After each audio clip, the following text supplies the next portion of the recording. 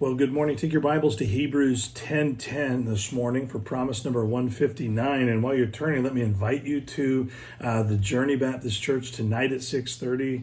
We just started a series, and we'll have the first of the principles happening tonight, where we need to start taking it personally, meaning sharing our faith and enjoying seeing people's lives changed by a relationship with Jesus, and that can only happen when we take it personally.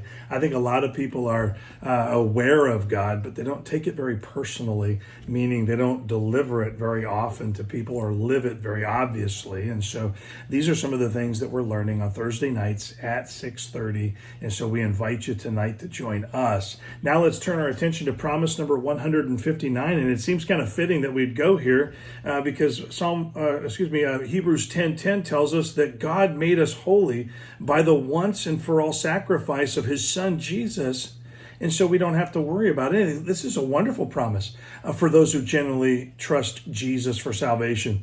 See, it isn't your behavior that ultimately will have you found holy before God. It will always be the sacrifice of Jesus on the cross. It's always him.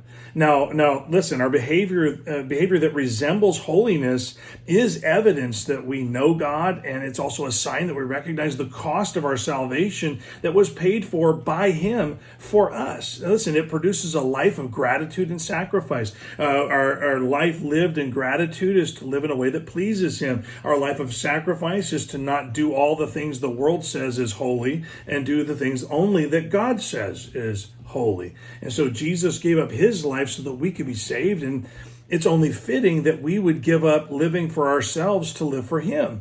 Most people who claim to believe struggle with letting God be in charge of their lives. Let's just face it, when it comes down to decision making, we're our own boss, and sometimes the things that we want to do don't actually line up with what's probably best for the kingdom or what God would probably do with his time or with his resources, and so we struggle there. And like I said, most people that claim to be believers struggle with that. Most want to avoid hell, of course, but not get bogged down with a life of sacrifice and holy living. Listen, but Jesus died to give us a new life in him. The life he described was one of taking up our cross and following him. And we have been made holy by the most expensive gift ever. Jesus took our place on the cross, and that should cause a grateful response. A grateful response is one where we say, if he gave up his life to save us, we ought to give up our lives to live the life he saved us for. And so here, that's the promise. God's made us holy. It's not going to be about our human effort that makes us holy. He's already made us holy. That is a promise that should be really helpful to us. It should be reducing the amount of weight we carry trying to perform to get his goodness. He's already given us his best. He's already given us the greatest gift of love we could ever receive. And all he asks in return is that we live for him. Just live our lives for him.